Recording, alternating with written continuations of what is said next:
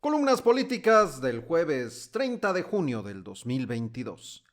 Templo Mayor de Reforma. Fíjese que el ambiente de sucesión adelantada no solamente se vive en Morena, donde las corcholatas presidenciales andan más que destapadas. No, fíjese que lo mismo ocurre en la Suprema Corte de Justicia de la Nación. Cuentan que en las oficinas de los ministros Yasmín Esquivel, Alfredo Gutiérrez Ortiz Mena y Javier Lainez ya se discuten estrategias para suceder a Arturo Saldívar, quien después de la fallida intentona para ampliar su mandato tendrá que dejar la presidencia de la Corte el 31 de diciembre próximo. Según dicen, los dos primeros buscan representar al grupo de integrantes del Pleno que son cercanos, muy cercanos, a Palacio Nacional, mientras que Lainez quiere ser la apuesta de aquellos que no comulgan con el actual gobierno federal. Así es que no se sorprenda si los ya mencionados comienzan a tener mayor exposición mediática, presencia en redes sociales y al rato aparecen hasta en la sopa. Y esto porque queda claro que a diferencia de lo que ocurría en otras épocas, en estos tiempos quien no se mueve no sale en la foto. Aunque hay quienes se preguntan si el relajo en el que se ha convertido en el Aeropuerto Internacional de la Ciudad de México no será un plan con maña para desincentivar el uso de ese aeropuerto y favorecer al AIFA, pues todo indica que no hay tal complot. Y es que el monopolio de taxis de sitio y el hostigamiento a los autos de alquiler por aplicación, los abusos de los agentes migratorios, así como la tardanza en la entrega y hasta el saqueo de maletas, parecen responder a una concatenación de malas decisiones y peores prácticas de la SCT, el Instituto Nacional de Migración y Aeropuertos y Servicios Auxiliares. Así es que no les restemos mérito a esas dependencias federales que solitas pueden hacer colapsar un aeropuerto internacional, aún sin proponérselo.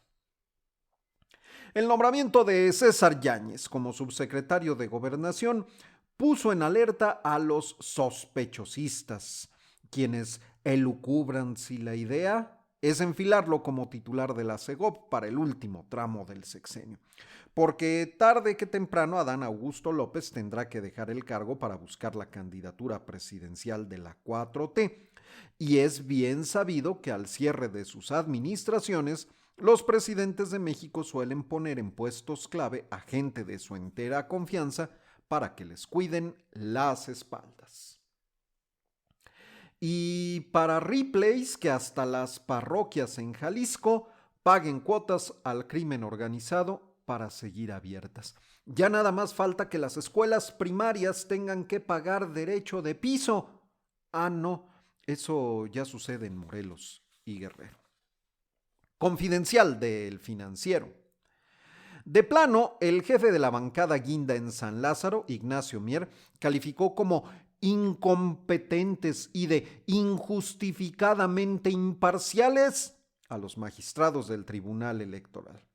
Confiado en que los ministros de la Suprema Corte darán la razón a los diputados de la 4T en el sentido de que el órgano jurisdiccional electoral pretende vulnerar las facultades del Poder Legislativo, el diputado poblano remachó sus acusaciones y dijo que hay una actitud de profundo y pernicioso desconocimiento del derecho parlamentario y del derecho constitucional.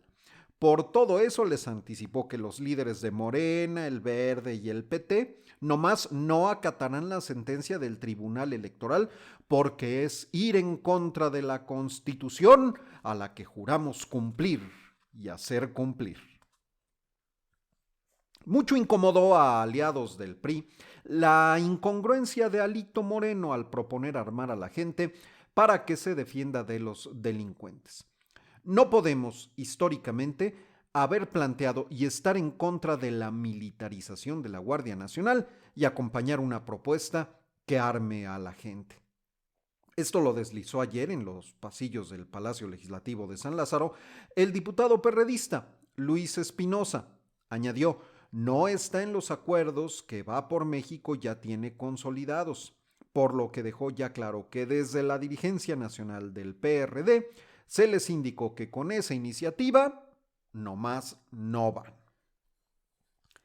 La jefa de gobierno de la capital, Claudia Sheinbaum, ayer dio a conocer que, como parte de la 50ª edición del Festival Internacional Cervantino, que se realizará del 12 al 30 de octubre, y en el que la Ciudad de México es la entidad invitada de honor, el cantautor español Joan Manuel Serrat ofrecerá el 21 de octubre un concierto en el Zócalo. De acuerdo con la funcionaria, Joan Manuel Serrat despedirá su carrera en México.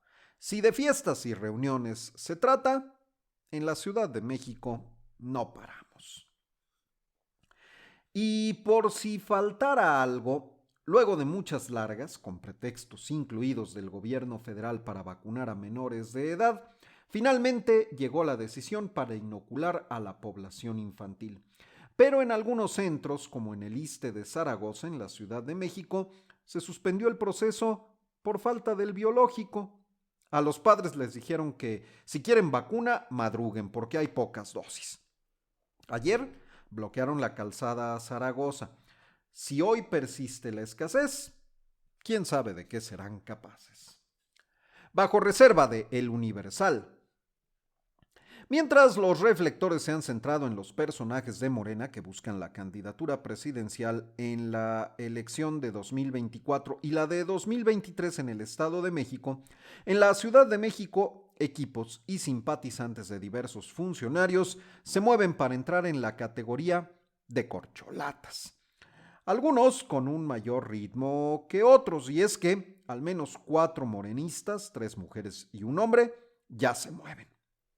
En la lista aparecen 2 funcionarias del gabinete del presidente López Obrador, que son la secretaria de Seguridad, Rosa Isela Rodríguez, y la titular de la Secretaría del Trabajo, Luisa María Alcalde.